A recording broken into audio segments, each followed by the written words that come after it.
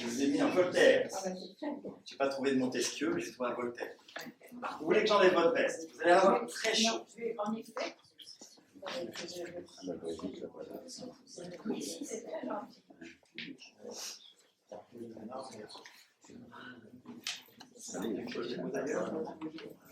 Oui, c'est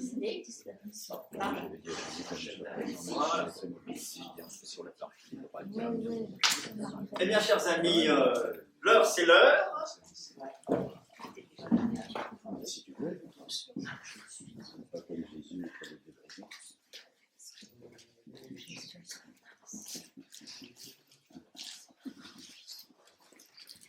Jean-Luc, est-ce qu'on peut faire une photo? Oui, bien sûr, Madame Ionesco m'a autorisé tout à l'heure, voilà.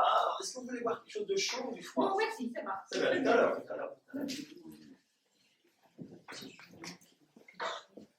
Alors, il me revient l'honneur de présenter la journée.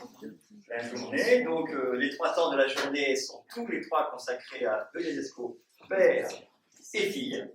Le premier temps étant Madame Marie-France Ionesco. Je suis monté dans la bibliothèque du théâtre à l'instant pour voir quel livre de Ionesco j'avais. Et je les ai trouvés tous à côté d'Alfred Jarry. C'est pas un hasard. C'est très beau, oui. I-J, dans l'ordre alphabétique. Ordre alphabétique, mais qui recouvre des, comment dirais-je, des parentés, des liens infiniment plus profonds que notre Alors, ça m'a beaucoup amusé de présenter les livres qui bien. sont dans la bibliothèque ici du théâtre, à côté d'Alfred Jarry. Et c'est la raison pour laquelle Madame Ionesco est ici, c'est que j'ai tiré sur le fil de la pataphysique. Voilà. Depuis l'année dernière, depuis 1 an et demi déjà, nous travaillons sur Jarry et ses héritiers, dont Eugène Ionesco. Voilà, et donc l'après-midi, c'est une petite conférence de Madame Ionesco, qui va mieux vous en parler que moi. Ensuite, on fera une petite pause, il y a du thé, du café pour boire. J'aurai le plaisir de vous jouer les contes d'Ionesco dont vous avez l'ouvrage est illustré par Étienne de Le Cerf ici dans une édition magnifique. J'ai posé à côté le livre de Marie-France où elle raconte son papa, vraiment marré. Et puis on terminera l'après-midi avec le seul et unique film écrit et joué, interprété par Eugène Ionesco, qui s'appelle La Vase, dont elle nous parlera tout à l'heure, le moment venu, puisqu'on vous laissera le présent. Voilà, et si vous voulez, c'est vous. Comme vous voulez. Bon, écoutez, j'espère ne pas être trop longue. Ici, on a envie que vous soyez long. Ne pas être assommante. Voilà. Mais de toute façon, sinon, c'est agréable. On peut faire s'endormir un petit peu, etc.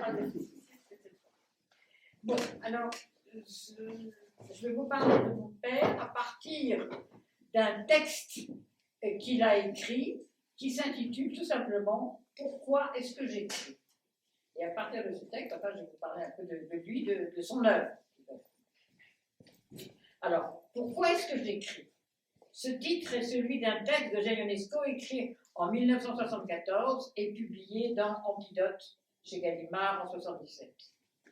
En effet, Eugène Ionesco s'est beaucoup interrogé. Il a beaucoup écrit sur le théâtre.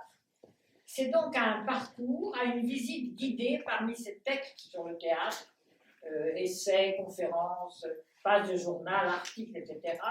Donc, parmi ces textes sur le théâtre, sur son théâtre le plus souvent, que j'invite le lecteur.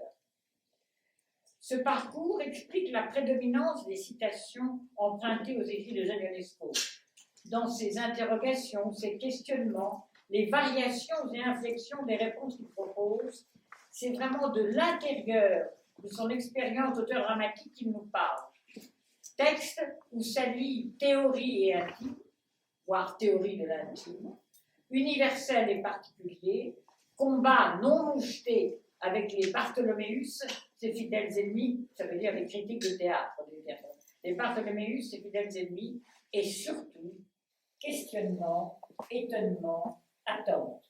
Je vous cite un passage de son dernier livre, La quête intermittente, qui est un passage qui résume, si vous voulez, ces interrogations. C'est moi le monsieur qui essaie de comprendre l'infini, le monsieur qui voudrait bien qu'on lui expliquât l'infini, le monsieur qui se met face à face avec l'infini, qui prend l'infini à bras le corps, sans armes. Imaginez l'inimaginable, épuiser l'inépuisable, concevoir l'inconcevable. Ça, c'est l'intérêt de la quête interprétative. Et un peu dans un autre texte, l'expérience du théâtre, je cite, « Quand on me pose la question « Pourquoi écrivez-vous pour le théâtre ?» je me sens toujours très embarrassée. Je ne sais quoi répondre. Il me semble parfois que je me suis mis à écrire du théâtre parce que je le détestais. » Fin de citation. C'est dans un texte qui s'appelle « Expérience du théâtre », publié dans Notes et contre-notes. Ce manque de goût pour le théâtre, Eugène Ionesco l'exprime à maintes reprises dans ses conférences, dans les articles et pages du journal qui constituent Notes et contre-notes, mais aussi, et entre autres, dans Un homme en question. Je cite, « Je n'aimais pas le théâtre, ou je croyais ne pas l'aimer. Maintenant encore, je m'en méfie. » Fin de citation. En revanche, dans Entre la vie et le rêve, Entre la vie et le rêve est un livre d'entretien que mon père a eu avec Claude Bonnefoy. Claude Bonnefoy lui pose des questions.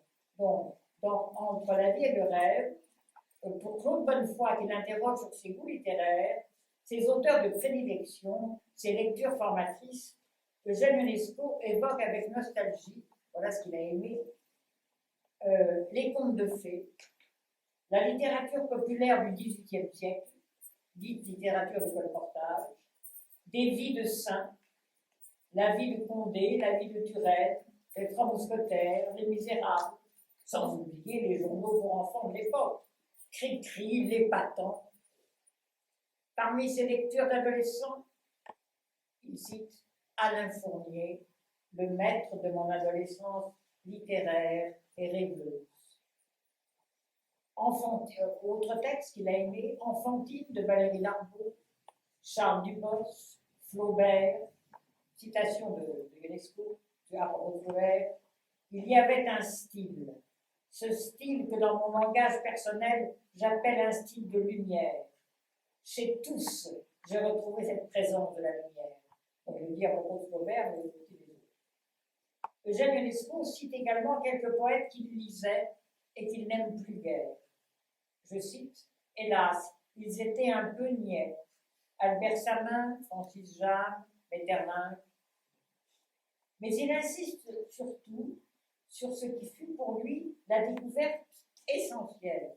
Citation, « Le choc, c'est en lisant Un cœur simple que j'ai eu tout d'un coup la révélation de ce qu'était la beauté littéraire, la qualité littéraire, le style.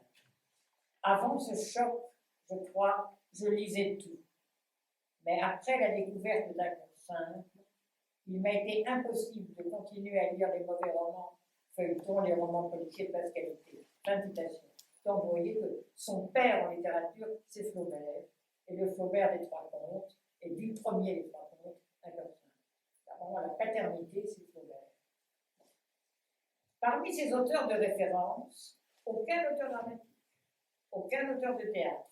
À Claude Bonnefoy qui s'en étonne, Eugène Ionesco confirme, je cite, « Je ne pouvais pas lire le théâtre, cela m'embêtait.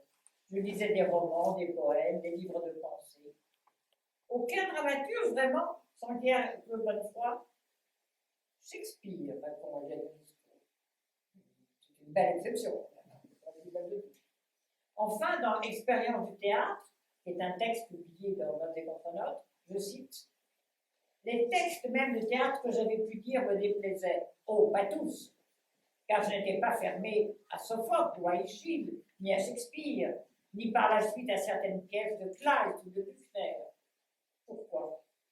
Parce que tous ces textes sont extraordinaires à la lecture pour des qualités littéraires qui ne sont peut-être pas spécifiquement théâtrales, pensais-je. » Fin de citation.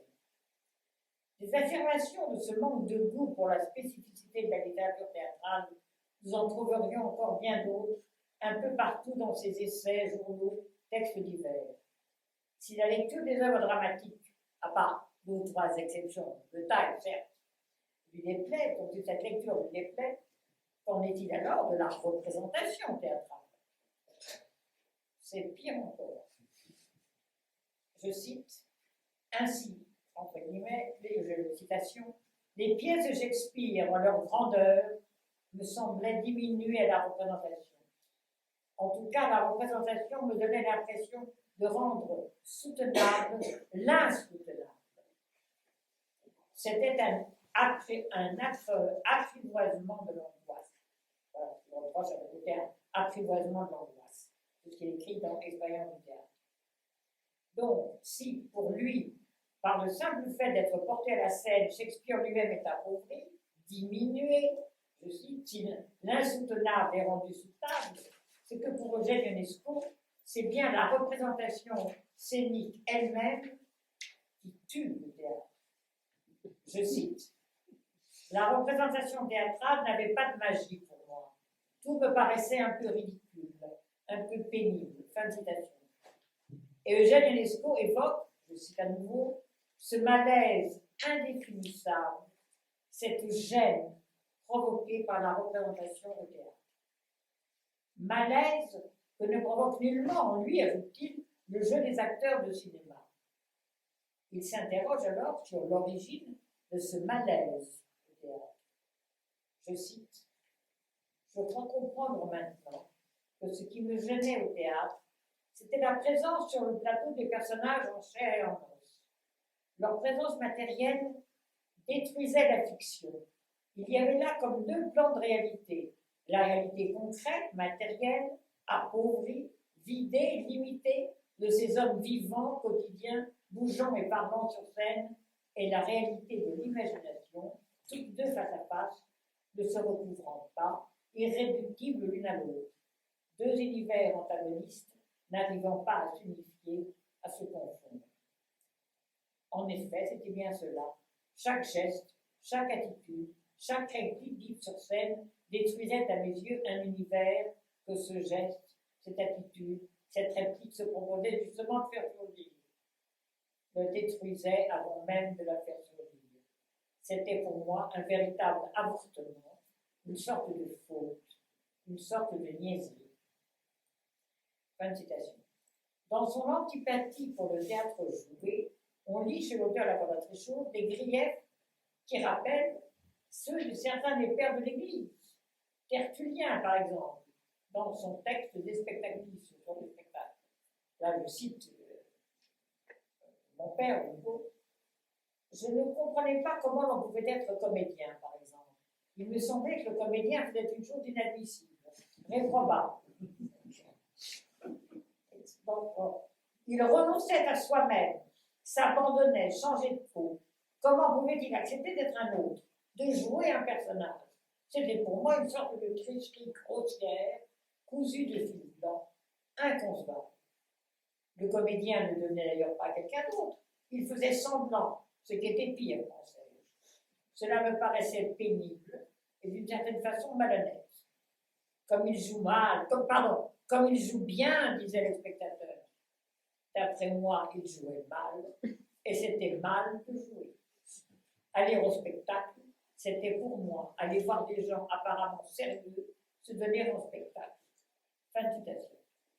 Et de reconnaître qu'il ne voit pas comment, citation, comment échapper à ce véritable malaise que lui procurait la conscience de l'impureté du théâtre joué. Ça, c'est dans Notes et Contre-notes. Et pourtant, non. Eugène Ionesco conclut. Je ne suis donc pas vraiment un amateur de théâtre, encore moins un homme de théâtre.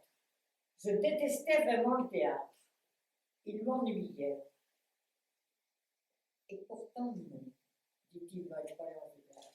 Alors, s'agit-il de ce qu'on appelle en rhétorique un coup de théâtre, un paradoxe, voire une contradiction? Non, mais plutôt une étape dans l'analyse, dans l'exploration qu'il mène sur ses relations avec le genre théâtral. Je cite, et pourtant non, est le point de départ, le degré zéro de son interrogation, de sa quête et de sa découverte de ce qui, pour lui, est l'essence du théâtre. Il remonte alors le temps et se souvient de sa première rencontre avec le théâtre, et même de sa toute première rencontre. Alors, je cite ce texte.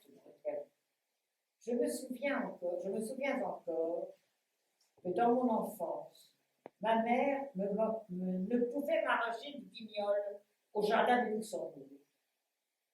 J'étais là.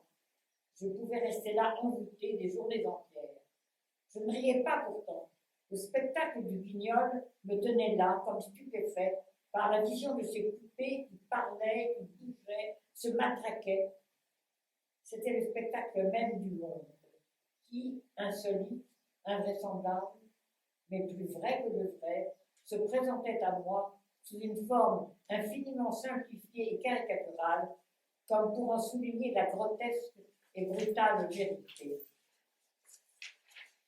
Plus tard aussi, jusqu'à 15 ans, n'importe quelle pièce de théâtre me passionnait, et n'importe quelle pièce me donnait le sentiment que le monde est insolite, sentiment aux racines si profondes qui ne m'a jamais abandonné. Chaque spectacle réveillait en moi ce sentiment de l'étrangeté du monde qui ne m'apparaissait nulle part mieux qu'au théâtre. Fin de citation. Insolite, invraisemblable, plus vrai que le vrai, grotesque et brutale vérité, étrangeté du monde, des termes que Jean Ionesco emploie pour dire l'émerveillement, la stupéfaction que lui inspirait le Guignol et les pièces de théâtre vues dans son enfance, en particulier Les Misérables à l'Odéon en 1921, sont ceux-là même qu'il utilisera plus tard pour parler de sa propre expérience, non plus de spectateur, mais d'auteur. Que s'est-il donc passé? Quand et pourquoi le désamour, jusqu'à la répulsion, le désamour du théâtre est-il survenu? Je cite, toujours son texte, quand n'ai-je plus aimé le théâtre? À partir du moment où, devenant un peu lucide, acquérant l'esprit critique, j'ai pris conscience des ficelles, des grosses ficelles du théâtre, c'est-à-dire du moment où j'ai perdu toute naïveté. Quels sont les monstres sacrés du théâtre qui pourraient nous la restituer? Et au nom de quelle magie verbale aurait-il le droit de prétendre nous envoûter? Il n'y a plus de magie, il n'y a plus de sacré, aucune raison, aucune justification n'est suffisante pour le faire renaître en nous. Fin de citation. Devenu un peu lucide, esprit critique, j'ai pris conscience, goûter aux fruits de l'arbre de la connaissance entraîne donc aussitôt l'expulsion hors du paradis du théâtre. En effet, pour Eugène Ionesco, la mort du sacré en effet, c'est pour lui la mort du sacré et de la magie. Ainsi, je le cite, la conscience des grosses ficelles provoquait-elle en lui le dégoût du théâtre. Je cite à nouveau, qu'y a-t-il donc à reprocher aux auteurs dramatiques, aux pièces de théâtre? Leurs ficelles, disais-je, c'est-à-dire leur procédé trop évident. Le théâtre peut paraître un genre littéraire inférieur, un genre mineur. Il fait toujours un peu gros. C'est un art à effet, sans doute. Il ne peut s'en dispenser, et c'est ce qu'on lui reproche. Des effets ne peuvent être que gros. On a l'impression que les choses s'y alourdissent. Les nuances des textes de littérature s'éclipsent. Un théâtre de subtilité littéraire s'épuise vite. Pas de pénombre, pas de raffinement possible. Fin de citation de ce texte d'expérience du théâtre. Alors, doit-on renoncer au théâtre? Et là, nouveau rebondissement, nouvelle étape dans l'enquête de Jean Ionesco sur ses relations avec le théâtre. Citation. Le théâtre est un des arts les plus anciens. Je pense tout de même que l'on ne peut s'en passer. On ne peut pas ne pas céder au désir de faire apparaître sur une scène des personnages vivants, à la fois réels et inventés. On ne peut pas résister à ce besoin de les faire parler, vivre devant nous, incarner des fantasmes, donner la vie. C'est une aventure prodigieuse, irremplaçable, au point qu'il m'est arrivé à moi-même d'être ébloui en voyant soudain se mouvoir sur le plateau des Noctambules à la répétition de ma première pièce des personnages sortis de moi. J'en fus effrayé. Quel droit avais-je fait cela? Était-ce permis? Dans le Noctambule, c'est le théâtre où a été créé la cantatrice chauve en mai 1920. Je reprends la citation, n'est-ce pas? Ces personnages vivants, à la fois réels et inventés. Eugène Ionesco va donc désormais leur donner corps, et même si cela, je cite, était presque diabolique. Théâtre, art des ficelles, certes, et c'est cette perception qui va l'amener non seulement à écrire du théâtre, mais aussi sur le théâtre. Ses premières pièces, La cantatrice chauve et La leçon, seront donc aussi des mises en cause et en question de la forme théâtrale, des comédies de la comédie, des mises en pièces au pluriel, tout à la fois écriture pour la scène et mise à mal de cette écriture pour la scène, mise à mal jusqu'à l'explosion, révélation. Ainsi, à propos de la cantatrice, dans la cantatrice chauve, dans Notes et contre-notes, Eugène Ionesco commente son projet d'antipièce. Je cite, « Une sorte d'effondrement du réel. Les mots étaient devenus des écorces sonores, dénués de sens. Les personnages aussi, bien entendu, s'étaient vidés de leur psychologie, et le monde m'apparaissait dans sa véritable lumière, au-delà des interprétations et d'une causalité arbitraire. » Il va donc s'agir, pour Eugène Ionesco, de découvrir, ou plus exactement de redécouvrir en lui-même les structures, les archétypes, les schèmes propres au théâtre. Affirmation tout à fait jungienne d'Eugène Ionesco, grand lecteur et admirateur de Jung. Donc, redécouvrir la forme théâtrale. Je le cite, « Ainsi, ce n'est que lorsque j'ai écrit pour le théâtre, tout à fait par hasard et dans l'intention de le tourner en dérision, que je me suis mis à l'aimer, à le redécouvrir en moi, à le comprendre, à en être fasciné. Et j'ai compris ce que moi, j'avais à faire. » Fin de citation. Bon, qu'avait-il à faire? Explorer la nature même de la théâtralité, faire table rase afin de remonter aux sources de l'art théâtral. Expérimenter, faire vivre par ses pièces ce qui, pour lui, constitue la spécificité du théâtre. Et tout d'abord, le dialogue. Je cite, « D'abord, le théâtre a sa façon propre d'utiliser la parole, c'est le dialogue. C'est la parole de combat, de conflit. Si elle n'est que discussion de certains auteurs, c'est une grande faute. C'est une grande faute de leur part. Pardon. En fait, le dialogue, il l'avait découvert et pratiqué tel M. Jourdain sans le savoir.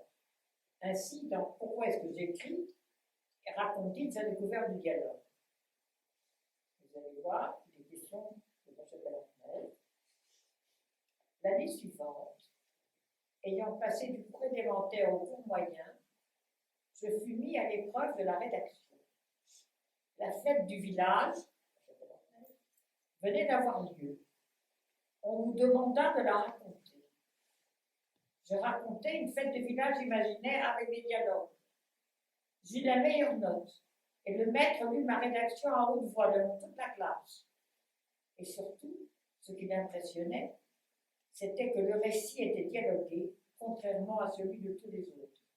Le maître me félicita d'avoir inventé le dialogue, qui, me dit-il, était d'ailleurs déjà inventé depuis bien longtemps.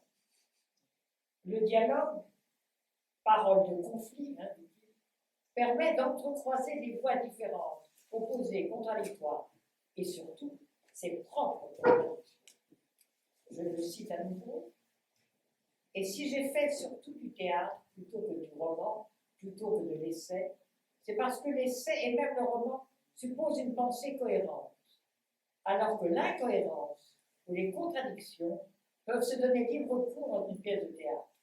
Au théâtre, les personnages peuvent dire n'importe quoi, toutes les absurdités, tous les contresens qu'ils imaginent, puisque ce n'est pas moi qui les dis, ce sont les personnages. Le respect humain est sauvé. Ou encore dans Antidote, dans un article intitulé Un pied de nez au destin, je cite, « Il y a en nous, comme le disait déjà Pirandello, plusieurs personnages. Quand on écrit un roman, on est contraint de parler au nom de ces personnages. Le théâtre offre au contraire l'extraordinaire possibilité de faire parler directement des personnages qui illustrent nos fantasmes et nos obsessions. Mais pour théâtral qu'il soit, le dialogue n'épuise pas la parole au théâtre. Je cite de nouveau Ionesco. « Il existe d'autres moyens de théâtraliser la parole, en la portant à son paroxysme, pour donner au théâtre sa vraie mesure, qui est dans la démesure. Le verbe lui-même doit être tendu jusqu'à ses limites ultimes. Le langage doit presque exploser ou se détruire dans son impossibilité de contenir les significations. Alors au théâtre, en effet, tout est langage en tout. Il y a en outre d'autres langages que la parole. Je cite, « La parole ne constitue qu'un des éléments de choc du théâtre. » Je cite encore, « Il n'y a pas que la parole. Le théâtre est autant visuel qu'auditif. Il n'est pas une suite d'images comme le cinéma, mais une construction, une architecture mouvante d'images scéniques. Tout est permis au théâtre. Incarner des personnages, mais aussi matérialiser ses angoisses, des présences intérieures. Il est donc non seulement permis, mais recommandé de faire jouer les accessoires, faire vivre les objets, animer les décors, concrétiser les symboles. De même que la parole est continuée par le geste, le jeu, la pantomime, qui au moment où la parole devient insuffisante se substitue à elle, les éléments scéniques matériels peuvent l'amplifier à leur tour. L'utilisation des accessoires est encore un autre problème, Artaud en a parlé.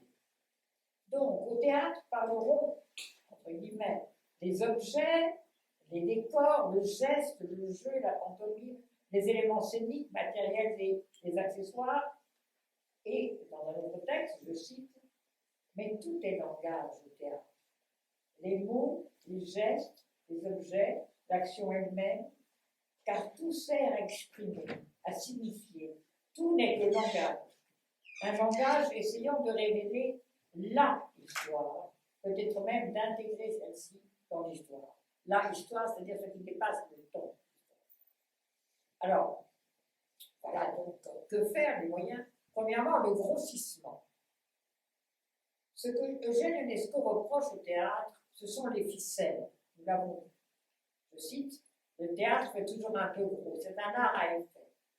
Mais alors, aller à fond du grossissement et de ses effets, en faire une esthétique de l'excès, de l'insoutenable.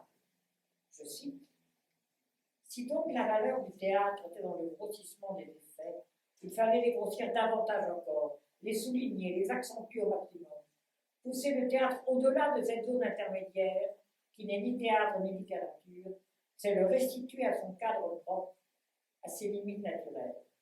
Il fallait non pas cacher les ficelles, mais les rendre plus visibles encore, délibérément évidentes, aller à fond dans le grotesque, la caricature, au-delà de la pâle ironie des spirituelles comédies de salon.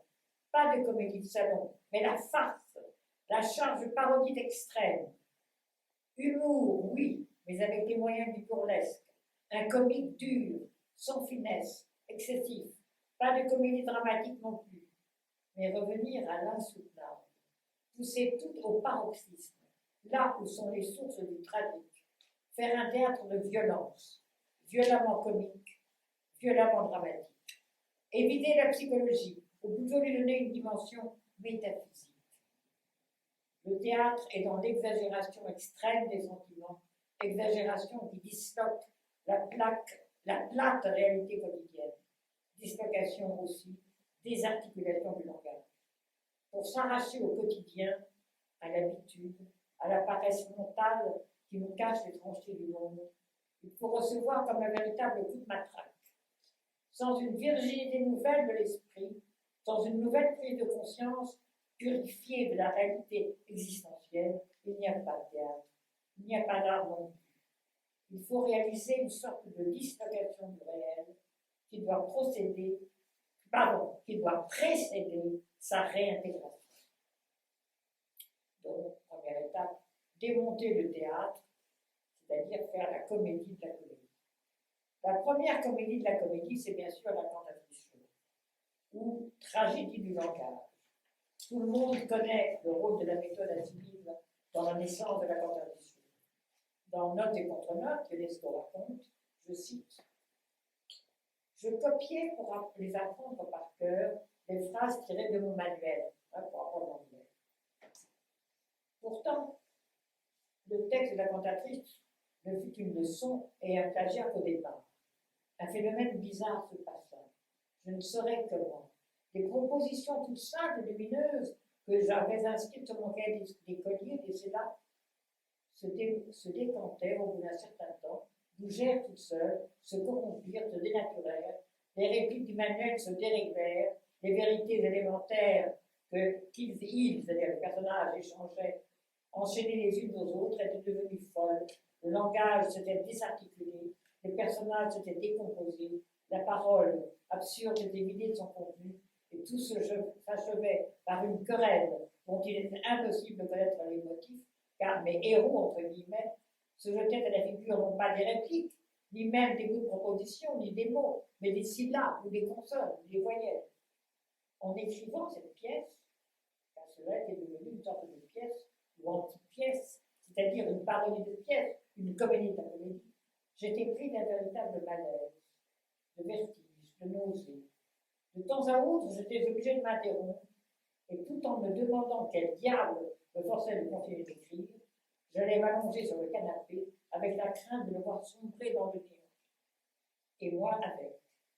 Lorsque j'eus terminé ce travail, j'en fus tout de même très fière. Je m'imaginais avoir écrit quelque chose comme la tragédie du langage. Quand on la joua, je fus presque étonnée d'entendre rire les spectateurs qui crient et prennent toujours cela gaiement, considérant que c'est bien une comédie, voire un canular. Quelques-uns ne s'y trompèrent pas, Jean Bouillon par exemple, qui sentirent le malaise. Le texte de la constitution, ou du manuel pour apprendre l'anglais, russe ou portugais, composé d'expressions toutes faites, de clichés les plus éculés, me révélait par cela même les automatismes du langage, du comportement des gens, de parler pour ne rien dire, de parler parce qu'il n'y a rien à dire de personnel, l'absence du vie intérieur, la mécanique du quotidien, l'homme baignant dans son milieu social, ne s'en distinguant plus. Les Smith, les Martin ne savent plus parler parce qu'ils ne savent plus penser. Ils ne savent plus penser parce qu'ils ne savent plus s'émouvoir, n'ont plus de passion, ils ne savent plus être, ils peuvent devenir n'importe qui, n'importe quoi, car n'étant pas, ils ne sont que les autres, le monde de l'impersonnel, ils sont interchangeables. On peut mettre Martin à la place de Smith et vice-versa, on n'en apercevra pas. Le personnage tragique, lui, ne change pas, il se brise. Il est lui, il est réel. Les personnages comiques, ce sont les gens qui n'existent pas. Donc, il fallait, fin de présentation, il fallait donc, pour Eugène Ionesco, démonter le théâtre, ce qu'on appelle ainsi, c'est ce qu'il note en avril 51, le démonter pour mettre à nu son mécanisme intrinsèque, débarrassé des oripeaux psychologiques, littéraires, idéologiques, etc. Le théâtre étant pour lui ce que j'appellerais une symphonie d'antagonisme, ce que lui-même qualifiera, je cite, d'architecture mouvante. Je cite de nouveau Ionesco, la cantatrice chauve, aussi bien que la leçon, entre autres, sont des tentatives d'un fonctionnement avide du mécanisme du théâtre. Essai d'un théâtre abstrait, ou non figuratif, ou concret au contraire, si l'on veut, puisque ce qui se voit sur scène, puisque c'est ce qui se voit sur scène, puisqu'il naît sur le plateau, puisqu'il est jeu de mots, jeu de scène, image, concrétisation des symboles. Donc, fait de figures non figuratives. Toute intrigue, toute action particulière est dénuée d'intérêt. Elle peut être accessoire, elle doit n'être que la canalisation d'une tension dramatique, son appui, ses paliers. Il faut arriver à libérer la tension dramatique sans le secours d'aucune véritable intrigue, d'aucun objet particulier. On aboutira tout de même à la révélation de choses monstrueuses, ou d'états monstrueux, sans figure, ou de figures monstrueuses que nous portons en nous. Arriver à cette exaltation ou à ces révélations sans la justification motivée, charéologique, hypocrite d'un tel, d'un sujet. Progression d'une passion sans objet, montée d'autant plus aisée, plus dramatique, plus éclatante, qu'elle n'est retenue par le fardeau d'aucun contenu, c'est-à-dire d'aucun sujet contenu apparent qui nous cache le contenu authentique. Le sens particulier d'une intrigue dramatique cache sa signification essentielle. Je ne pensais pas que cette comédie était une véritable comédie. Je parle de la Passion de Saul. En fait, elle n'était qu'une parodie de pièce, une comédie de la comédie. Aux répétitions, on constata que la pièce avait du mouvement. Dans l'absence d'action, elle avait des actions, un rythme, un développement sans intrigue, une progression abstraite. Une parodie du théâtre est encore plus théâtre que du théâtre direct, puisqu'elle ne fait que grossir et ressortir caricaturalement ses lignes caractéristiques. Fin de citation. La deuxième mise en scène de cette comédie de la comédie fut la leçon. Architecture pensée. Eugène Ionesco donne comme exemple Rhinocéros et la leçon. Je cite, construite classiquement, un thème initial, une progression simple. Je cite, pour la leçon, je voulais inscrire une courbe ascendante, partir doucement pour arriver à l'exaltation du professeur, puis à une chute brutale. Fin de citation. En réalité, il y a deux courbes. La courbe descendante de l'élève, qui est forte au début et qui finira vaincu. La courbe descendante de l'élève, symétrique de la courbe ascendante du professeur. Deux énergies, deux forces, au sens où on emploie ce terme en physique, deux forces opposées.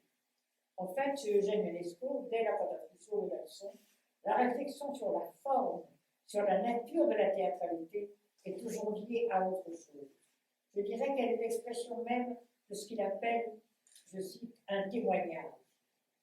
Je cite, une pièce de théâtre est à la fois un témoignage et une construction. Un témoignage, c'est-à-dire son expérience d'être au monde, sa façon d'être au monde, son regard sur le monde, qui chez lui est avant tout étonnement.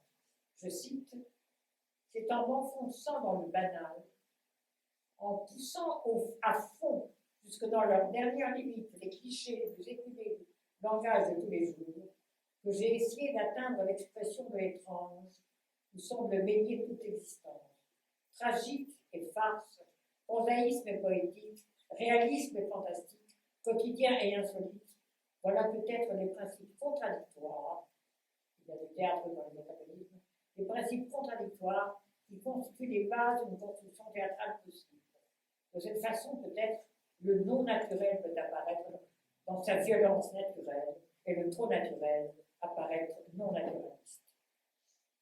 Dans Un homme en question, qui est un livre d'essai qu'il a publié, voilà ce qu'il dit à propos de la cantatrice, je le cite, dans mes premières pièces, dans la cantatrice par exemple, il s'agissait tout simplement de l'étonnement que je ressentais face à ce monde et à ces gens qui parlent pour ne rien dire ou dont les propos me sont incompréhensibles. Le langage est incompréhensible parce que les gens ne parlent pas de la chose la plus importante. Alors ils sont là, ils se réunissent, ils parlent de choses et d'autres, ils se meuvent dans un espace sans espace, dans un temps sans temps. Et moi, véritablement distancié, non pas à la matière de Brecht, mais si le mot n'est pas trop fort, métaphysiquement distancié, je les regardais, ces gens.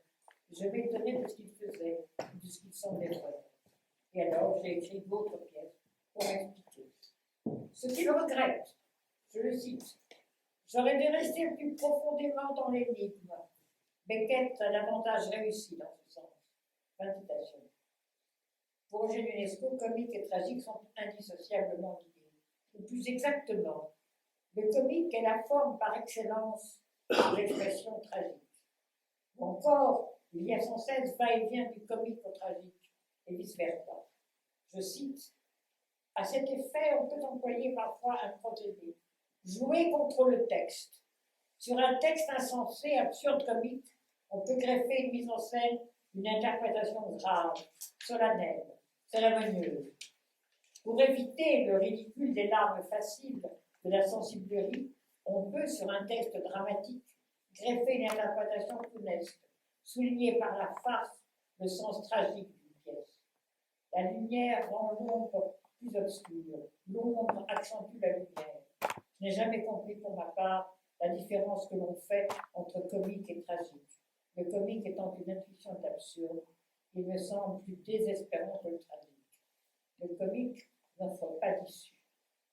Et à propos de la leçon, je le cite encore, pousser le burlesque à son extrême limite. Là, un léger coup de pouce, un glissement imperceptible, et l'on se retrouve dans le tragique. C'est un tour de précipitation. Le passage du burlesque au tragique doit se faire sans que le public en aperçoive. Les acteurs non plus peut-être, ou à peine. Changement d'éclairage. C'est ce que j'ai essayé dans la leçon. Sur un texte burlesque, un jeu dramatique. Sur un texte dramatique, un jeu burlesque. Faire dire aux mots des choses qu'ils n'ont jamais voulu dire. Toujours à propos de la leçon, courbes inversées, rappelez-vous, certes, mais aussi, je cite, si l'on veut trouver un sens à la leçon, c'est la toute puissance du désir. L'irrationalité extrêmement puissante du désir. L'instinct est plus fort que la culture. La leçon, c'est l'histoire d'un viol, et le professeur a beau continuer à apprendre à l'élève l'arithmétique et la philologie de le crime, il se passe autre chose de beaucoup plus violent.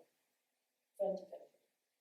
Rappelons que pour Eugène Ionesco, si le théâtre est expression, ou en tout cas recherche de l'expression de l'insoutenable, c'est qu'il est mise en scène de la violence. Violence métaphysique, c'est-à-dire la non-réponse au pourquoi. Violence psychologique, physiologique, sociale, physique, etc. Si drama veut dire action, pour Eugène Ionesco, toute action est violente. Dans la cantatrice, comme dans le son, il y a tension, progression vers une explosion. Les personnages devraient littéralement exploser ou fondre comme leur langage. Dans la leçon, la violence est claire. Couteau, couteau. Dans la cantatrice, je cite, c'est la dispute finale. Mais il y avait deux autres fins, beaucoup plus violentes. Je cite. Au départ, je voyais dans la cantatrice chaude une mise en scène plus burlesque, plus violente, un peu dans le style des Marx Brothers, ce qui aurait permis une sorte d'éclatement. Actuellement, la cantatrice chaude se termine en fait sur la querelle des Smith et des Martin. On baisse le rideau à ce moment, puis on fait semblant de recommencer la pièce, on relève le rideau, les comédiens jouent au début de la première pièce et le rideau tombe pour donner. J'avais envisagé une fin plus foudroyante, ou même deux fois les acteurs. Pendant la querelle des Smith et des Martin, la bonne devait faire de nouveau son apparition et annoncer que le dîner était prêt. Tout mouvement devait s'arrêter, les deux couples devaient quitter le plateau. Une fois la scène vide, deux ou trois compères devaient siffler, chahuter, protester, envahir le plateau. Cela devait amener l'arrivée du directeur du théâtre, suivi du commissaire, des gendarmes. Ceux-ci devaient fusiller les spectateurs révoltés pour le bon exemple. Puis, tandis que le directeur et le commissaire se félicitaient réciproquement de la bonne leçon qu'ils avaient pu donner, les gendarmes, devant la scène, menaçant, fusil en main, devaient ordonner au public d'évacuer la salle. Je m'étais bien rendu compte que la réalisation d'un tel jeu était assez compliquée. Cela aurait demandé un certain courage, et c'est à 8 comédiens le plus pour 3 minutes supplémentaires pour le faire. Aussi, avais-je écrit une seconde fin plus facile à faire. Au moment de la querelle des Martin et des Smith, la bonne arrivait et annonçait d'une voix forte « Voici l'auteur ». Les acteurs s'écartaient alors respectueusement, s'alignaient à droite et à gauche du plateau, applaudissaient l'auteur qui, à pas vifs, s'avançait devant le public, puis montrait le poing aux spectateurs et s'écriait « Bande de coquins, j'aurai vos peaux !» Et le tombeau et le rideau devaient tomber très vite. Cette fin extrémiste, explosive, vit le jour dans la mise en scène de Jean-Luc Lagarce à Besançon en 1991. Il y a donc, très évident dans la première pièce, un caractère d'agressivité, de provocation à l'égard des spectateurs, à l'égard du monde. C'est ce que Ionesco confirme dans un entretien publié dans Bref en février 1956. Bref était la revue du TNP à l'époque de Jean Villard. Voilà. Voilà ce que vous votre théâtre a donc un caractère d'agressivité, de provocation à l'égard des spectateurs et du monde.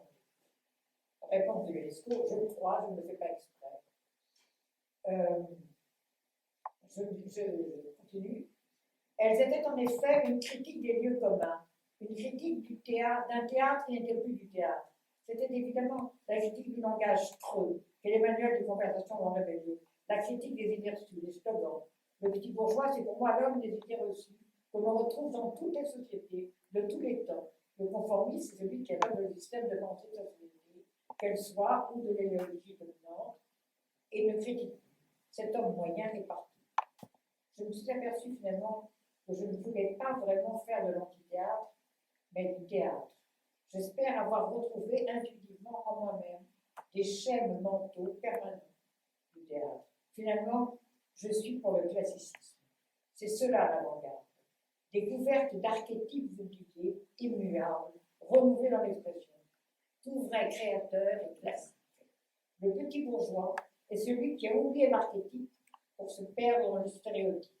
L'archétype est toujours jeune. Il s'agira donc pour lui de retrouver le théâtre, la théâtralité pure, c'est-à-dire l'antagonisme pur.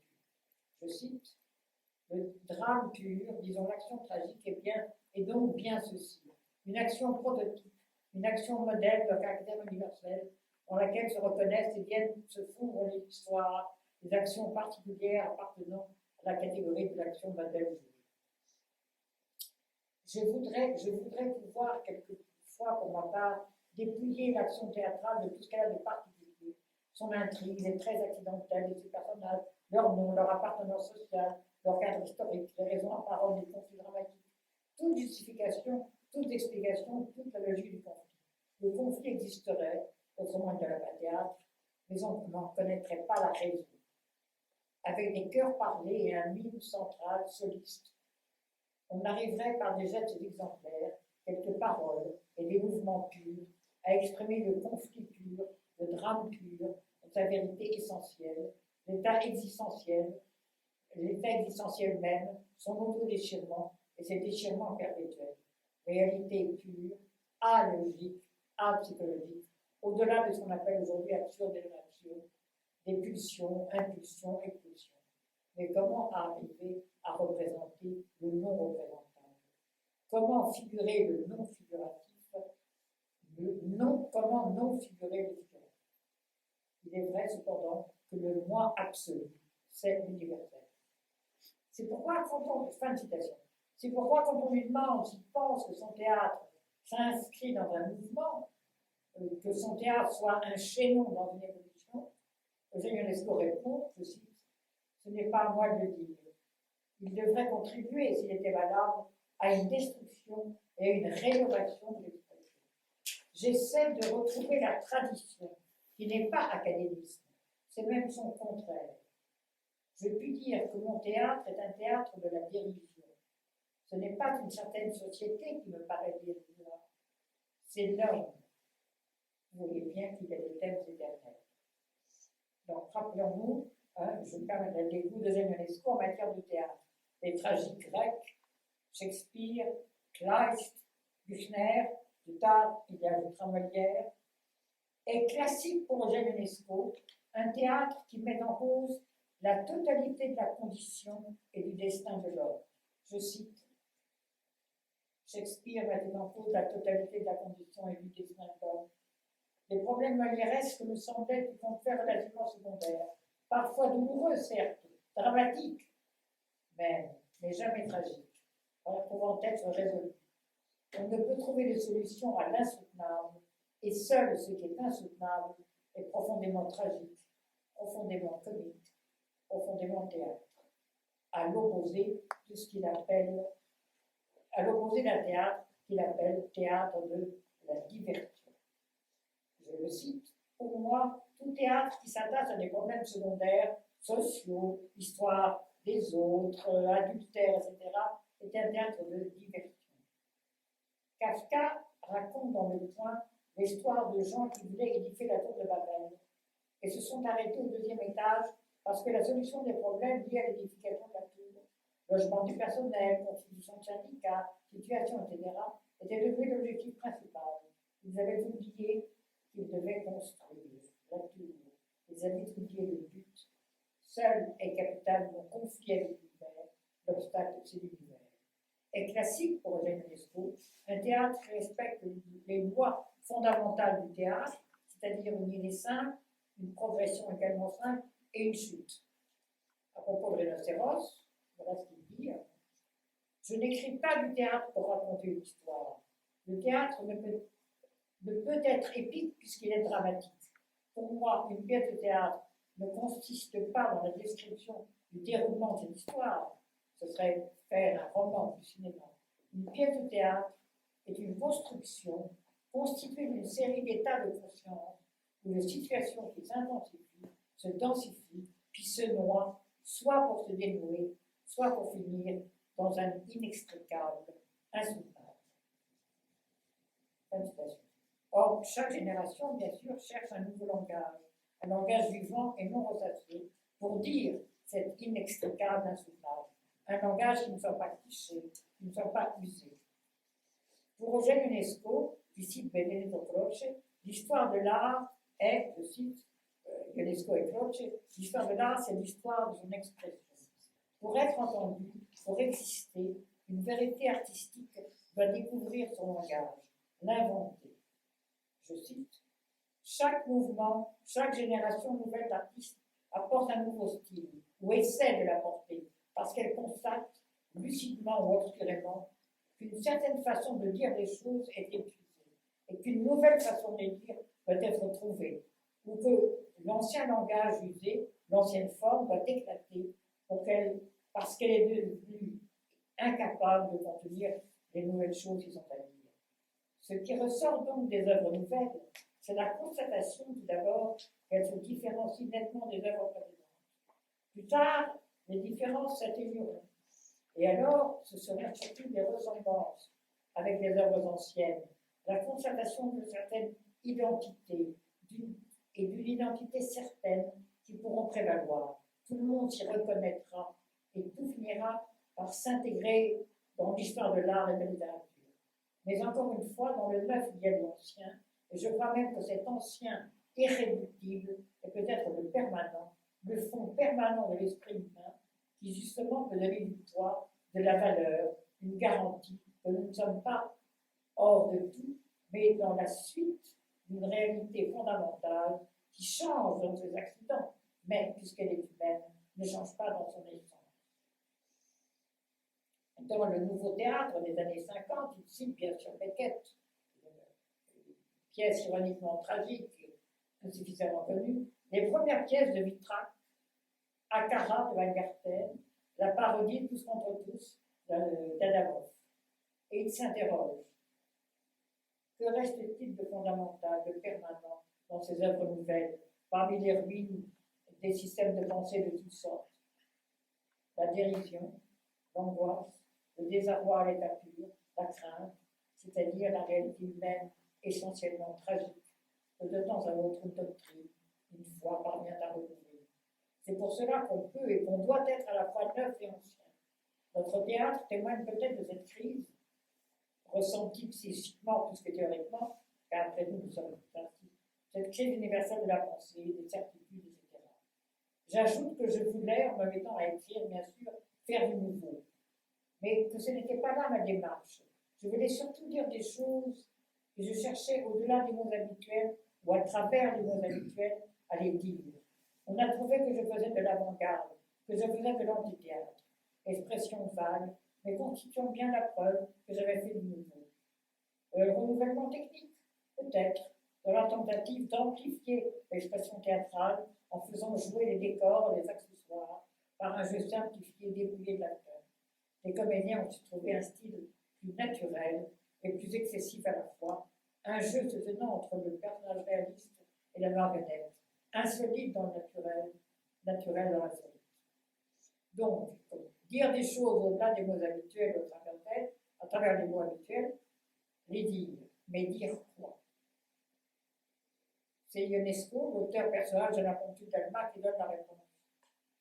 Le théâtre est pour moi la projection sur scène du monde du vedeur. C'est dans mes rêves, dans mes angoisses, dans mes désirs obscurs, dans mes contradictions intérieures que, pour ma part, je me réserve le droit de prendre matière théâtrale. Les pièces, donc, se construisent donc sur une opposition, selon une tension. D'une part, le mécanisme, le non psychologique, tout ce qui est automatisme du comportement, dérèglement du langage, et d'autre part, la psychologie des profondeurs, le rêve, l'angoisse.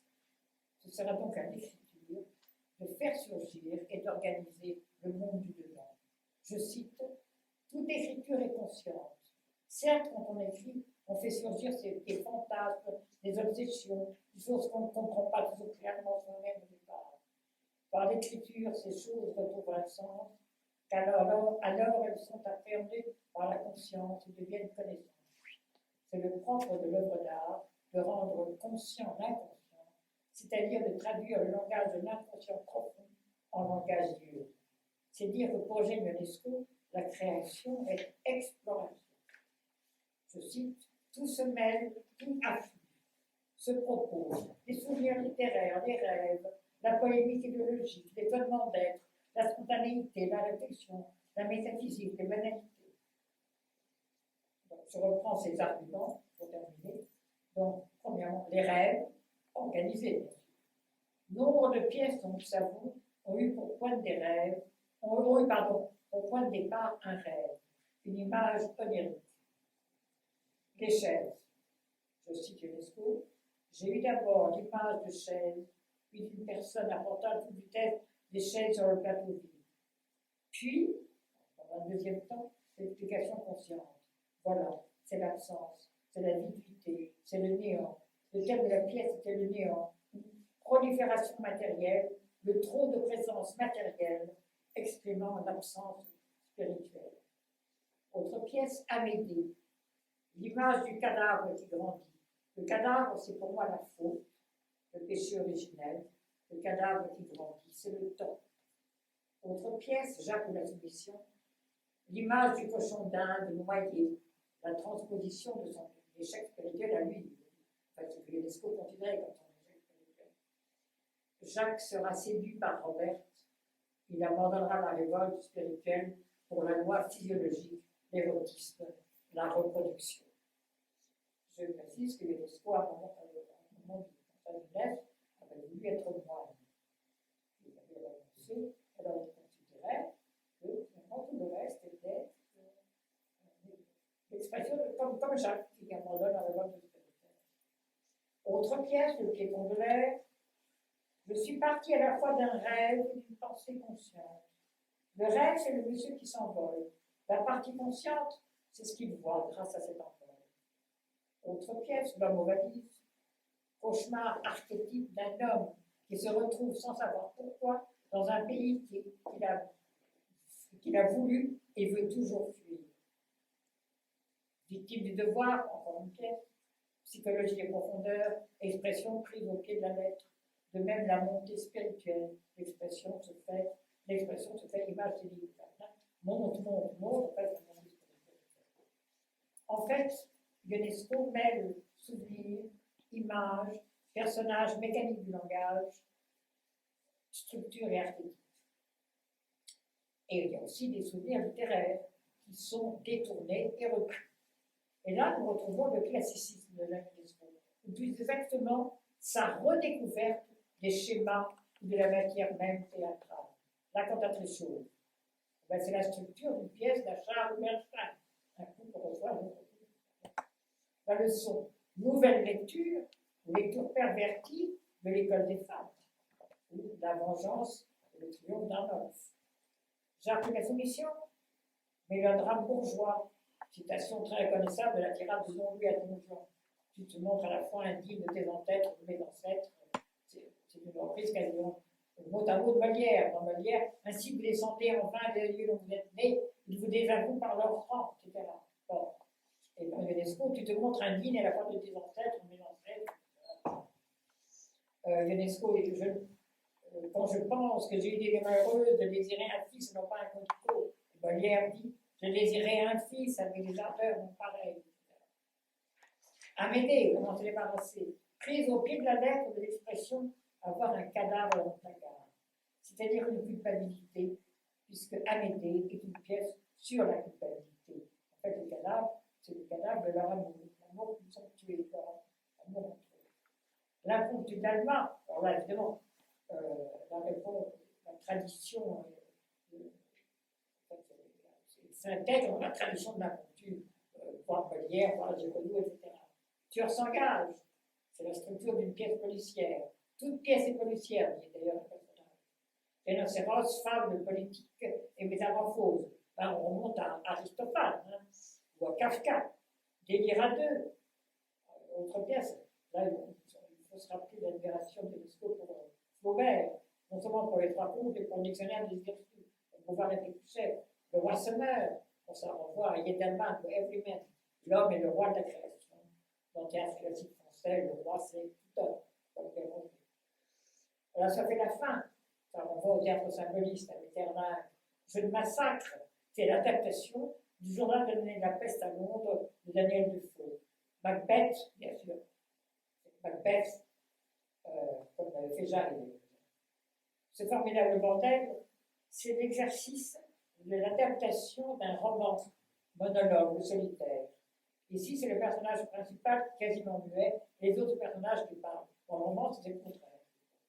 L'homme aux valises, c'est l'Énéide à l'envers, cauchemar archétype du retour en un lieu comme la vie. Voyage chez les morts, c'est les dernières pièces, ça c'est la vieille tradition de la descente chez les morts, voir Ulysse dans le lycée, l'Énéide, la Divine Comédie, etc. C'est la vieille tradition de la Montéa, vécue au Montéa, de la consultation des morts. Et puis alors bien sûr, on va terminer là-dessus, l'autre motif d'écrire, l'étonnement d'être, la polémique, la spontanéité, la réflexion, la métaphysique et l'humanité. Alors il y a le plaisir d'inventer, d'imaginer, je le cite. Je veux en revenir aux impulsions premières qui m'ont poussé à écrire. J'ai dit que je voulais dire mon éblouissement devant l'existence. Puis, après le miracle existentiel, l'horreur et le mal. Puis enfin, entrant dans le détail de l'existence, les idées. Pour être complet, il faut que j'ajoute surtout le plaisir gratuit d'écrire, la joie d'inventer, le plaisir d'imaginer, de raconter des choses qui ne me sont pas arrivées. En un mot, la joie de créer, d'ajouter à ce qui était des choses qui n'y étaient pas, à l'univers un autre ou d'autres petits univers. Chaque écrivain, chaque artiste, chaque poète, ne veut-il pas imiter Dieu, ne veut-il pas être lui aussi un petit Dieu qui veut créer gratuitement, sans raison, par jeu, par liberté, en toute liberté. Deuxième grande raison, retrouver la lumière, le miracle de l'être, je cite. Une des raisons principales pour lesquelles j'écris sans doute, c'est pour retrouver le merveilleux de mon enfance au-delà du quotidien, la joie au-delà du drame, la fraîcheur au-delà de la dureté. Le dimanche des rameaux, les petites rues du village étaient jonchées de fleurs et de branches, et tout était transfiguré sous le soleil d'avril. Les jours de fête, je montais le petit chemin rocailleux en pente au son des cloches de l'église que je voyais apparaître petit à petit, d'abord le haut du clocher avec la girouette, puis le clocher tout entier sur un fond du ciel bleu. Le monde était beau, et j'en avais conscience, tout frais et tout pur. Je le répète, c'est pour retrouver cette beauté intacte dans la boue que je fais de la littérature. Tous mes livres, toutes mes pièces sont un appel, l'expression d'une nostalgie. Je cherche un trésor enfoui dans l'océan, perdu dans la tragédie de l'histoire. Ou si vous voulez, c'est la lumière que je cherche et il m'arrive de sembler retrouver de temps à autre. C'est la raison pour laquelle non seulement je fais de la littérature, c'est aussi la raison pour laquelle je m'en suis nourrie. Toujours à la recherche de cette lumière, certaine par-delà les ténèbres. J'écris dans la nuit et dans l'angoisse, avec, de temps à autre, l'éclairage de l'humour. Mais ce n'est pas cette lumière-là, ce n'est pas cet éclairage que je cherche. La pièce de la confession intime ou le roman reste ténébreux si je ne débouche pas au bout des ténèbres sur la lumière. C'est comme si je voulais assister à l'avènement de la création du monde. Avant la déchéance, cet événement, je le cherche à travers moi-même, comme si je voulais remonter le cours de l'histoire, ou à travers mes personnages qui sont d'autres moi-même, ou qui sont comme les autres, qui me ressemblent, à la recherche consciemment ou non de la lumière absolue. C'est parce qu'ils n'ont aucune indication sur la route à suivre que mes personnages errent dans le noir, dans l'absurde, dans l'incompréhension, dans l'angoisse. On a souvent dit que je parlais beaucoup de mon angoisse. Je crois plutôt que je parle de l'angoisse humaine, que les gens essaient de résoudre par des moyens inappropriés, en se débattant dans le quotidien, dans la grisaille, ou dans le malheur, ou qu'ils se trompent, enfermés qu'ils sont dans les impasses de l'histoire et de la politique, des exploitations, des répressions, des guerres. Enfance et lumière se rejoignent, s'identifient dans mon esprit. Tout ce qui n'est pas lumière est angoisse, ténèbres. J'écris pour retrouver cette lumière et pour essayer de la communiquer. Cette lumière est à la frontière d'un absolu que je perds, que je retrouve. C'est aussi l'étonnement. Je me vois sur mes photos d'enfants, les yeux ronds, stupéfaits d'exister. Je n'ai pas changé. L'étonnement primordial m'est resté.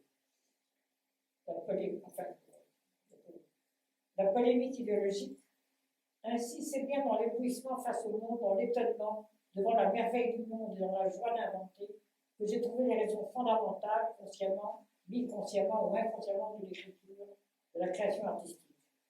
C'est ensuite que vinrent donc les raisons plus adultes, plus impures, moins naïves d'écrire. Entrer dans la bagarre et dans les controverses, j'ai voulu répondre, expliquer, m'expliquer, livrer des messages ou des anti-messages, mais toujours interroger, surtout interroger, et c'est l'interrogation qui me tient le plus près de l'impulsion enfantine. Enfin, pour ne pas mourir tout de suite. Il y a une autre raison que vous devinez, qui est celle non seulement des artistes, mais de chacun d'entre nous. Faire tout pour que le monde que j'ai vu, les gens que j'ai connus, les paysages de l'enfance et de plus tard, faire tout pour que cela ne soit pas oublié, perdu dans le néant. On écrit pour perpétuer tout cela et pour se perpétuer soi-même, pour vaincre la mort. Nous sommes là avec nos tableaux, nos musiques, nos poèmes, nos livres, en quête d'un semblant d'immortalité. On écrit pour ne pas mourir entièrement, pour ne pas mourir tout de suite, puisque tout dépérit. Et je crois que parmi toutes ces raisons, les deux raisons les plus fortes d'écrire sont bien celles-ci.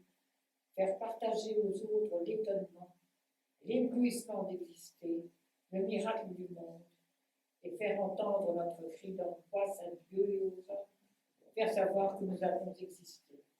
Tout le reste est secondaire.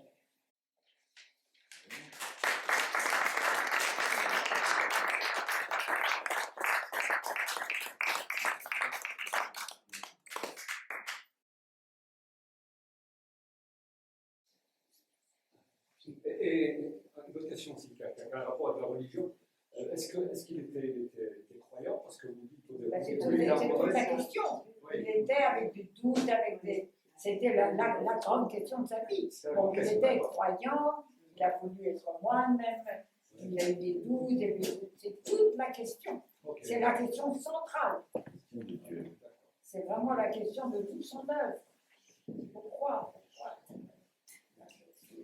c'est vraiment la... Mais il tenait beaucoup à me transmettre la foi. Quand j'étais petite, il me disait toute la prière.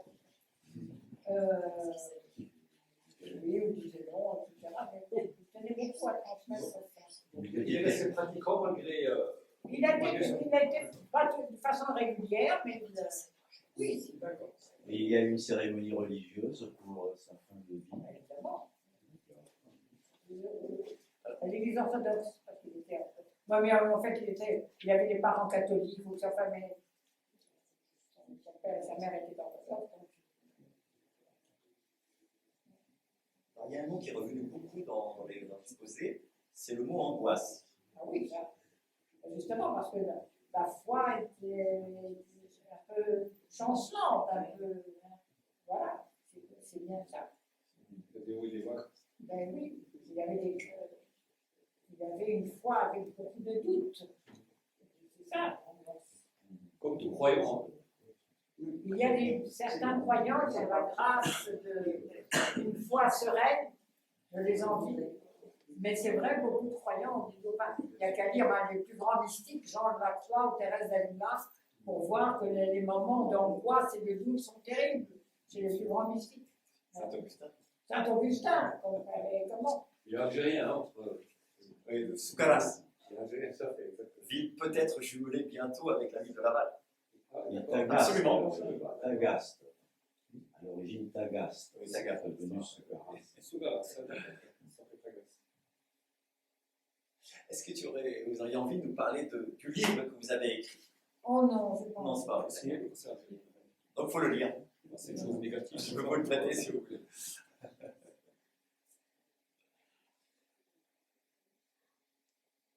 Bien, bah écoutez, je ne sais pas si vous n'avez pas d'autres questions. Il est 16h moins 10 et à 16h dans le programme, il y a un spectacle. Oui.